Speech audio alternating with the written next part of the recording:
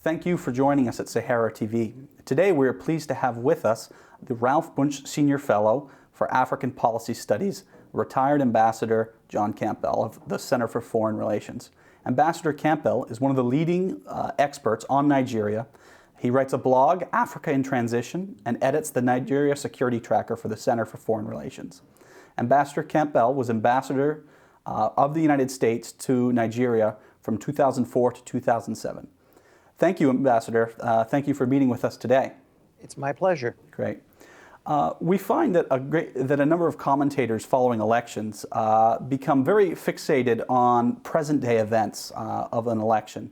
That sometimes we forget that there are bigger issues, kind of larger picture issues. Can you explain to us some of the key differences or emerging trends between the 2015 elections that Nigeria is having today and those that it had in 2011? Yes. We can start with the Boko Haram insurgency. The Boko Haram insurgency was underway in 2011, but it was by no means as extensive or as disruptive as it is now. Going into the elections of 2015, 3 states are under a state of emergency. Areas where Boko Haram has the ability to move around pretty easily, and where we have to anticipate that it will try to disrupt the elections. Further, in 2011, there was no extensive population of internally displaced persons. Now the estimate is that there are at least 1 million who are internally displaced. This becomes a major difficulty because under Nigerian law and practice, normally voters vote in their home local government area. That, of course, will be impossible for the million or so plus internally displaced. And then there are the Nigerian refugees who have fled across the border into Cameroon, Chad, or Niger. It will be virtually impossible for them to vote unless somehow or another they are able to get home to do so. So, one of the biggest issues is Boko Haram and general security. But there is another that is less obvious. That is to say that in 2011, oil prices were robust. In 2015, they have fallen massively.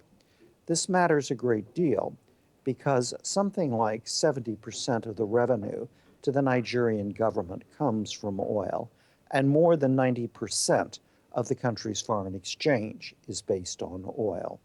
So one way to think about it is Nigeria is poorer now in 2015 than it was in 2011. A third factor that I think is important to note is that the opposition party, the All Progressives Congress, is much more unified, much larger, and much more robust than the opposition political party had been in 2011. One thing the 2 elections have in common is that it's a rematch between the same people. Incumbent President Goodluck Jonathan and former General Muhammadu Buhari. Buhari is running as the candidate of the All Progressives Congress, Goodluck Jonathan of the governing People's Democratic Party. The Nigeria Council of State convened yesterday, as you know, for a day-long session. Can you explain the significance of their ruling? Only in terms of what the press has said. The press is saying that put before the Council of State was a proposal to delay the February 14 elections for a particular period of time in order to ensure that permanent voter cards could be distributed to the entire population. Apparently, the Council of State determined that the voter cards would be distributed on time and that it was not necessary to postpone the elections. Do you believe that future efforts? Do you believe that there are going to be future efforts after this judgment was rendered to postpone the election? It's hard to know. By, say, Tuesday or Wednesday of next week, if there continues to be a very large backlog of voter cards that have not been distributed, then it seems to me the question might be reopened. We'll simply have to wait and see. And what do you make of reports that all previous heads of state believe that the election should not be postponed? I think that's probably true. There was active opposition to the idea of postponement coming from the opposition party, but also from many in civil society. The concern must be that if the elections were postponed, that could somehow be destabilizing. And what are your thoughts on The Economist's recent endorsement of Muhammadu Buhari for president? Well, I think that the election of a president in Nigeria is something which is best left to Nigerians themselves. I myself would be cautious about, as an outsider, about favoring either candidate. Essentially, Buhari's image is of a person who is strict on corruption, that he in fact would address corruption in a way the current government has not, and that he would be more vigorous in efforts to contain Boko Haram. Perhaps. But both corruption and the containment of Boko Haram are extraordinarily difficult issues that go beyond the personality of whoever happens to be the sitting president. And can you describe the purpose of John Kerry's visit to Nigeria, where he met with both Jonathan and Buhari? I can only say what I observed, because of course I am not a part of the administration. It looks to me like the purpose of the Secretary's visit to Abuja was to deliver a message, a very important message. And that is to say the importance of credible elections and also addressing human rights violations by the security services, the importance of those two elements to the bilateral relationship between the United States and Nigeria.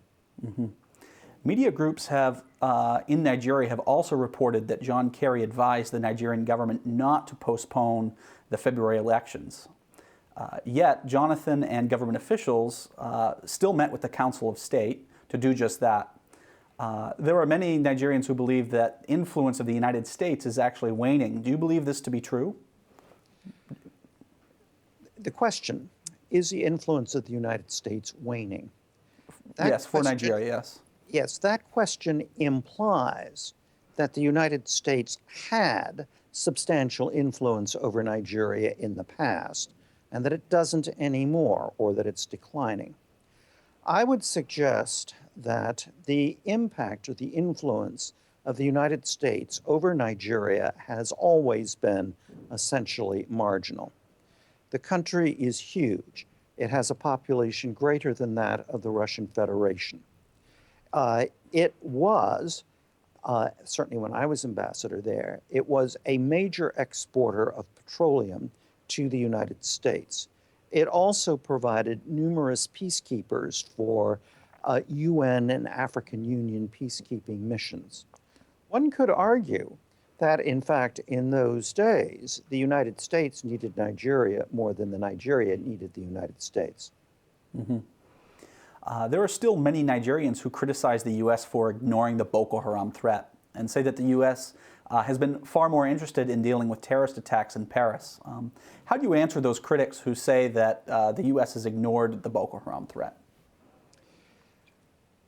The notion that the U.S. has ignored the Boko Haram threat is very often tied to the notion that Boko Haram is, as President Jonathan put it, the latest front of the international war on terrorism, that Boko Haram is directly related to ISIS or to Al Qaeda. I don't think so. Boko Haram is a domestic, grassroots insurrection against the Nigerian political economy that uses a vocabulary and some methods that are similar to radical groups elsewhere, but it is not part of those radical groups. And in fact, Al Qaeda has strongly criticized Boko Haram, essentially for being too bloodthirsty. So, to what degree do you think the government has failed in addressing these issues, the underlying issues of Boko Haram, where those issues that had brought about its growth, and the government's response to the underlying drivers of them? I think we have to tackle that question on two levels. On the first, the military performance has been lamentable. There's numerous episodes of Nigerian military essentially running away from fights with Boko Haram. All of that said, there is also a good deal of evidence that the Nigerian army is undersupplied, that its soldiers have not been paid, and that it has been ill-equipped to tackle Boko Haram. So I think there's been a failure at the military level. More profoundly, northeastern Nigeria feels marginalized within the Federation. It is extremely poor, and it's getting poorer. The social statistics for northeastern Nigeria are extremely bad, and the government has done remarkably little to bring about the economic and social development of the Northeast. But I think we have to be very careful here. Boko Haram is more than a revolt about levels of development. Boko Haram is a millenarian movement that essentially seeks to remake society in a way that certainly most Nigerians in the southern half of the country don't want, and I would suspect that most in the northern half don't want either. Moving back to the elections, do you feel that the Nigerian security services are prepared to protect Nigerians from Boko Haram if they plan an attack during these elections? Well, in fact, they have been unable to protect Nigerian citizens from Boko Haram attacks up to now, and I see no reason why merely a week from Saturday things will be any different. Okay. Well, thank you, Ambassador Campbell, for speaking with us today, and we really appreciated your insights. Thank you so much for having me. Thank you. Thank you for watching Sahara TV.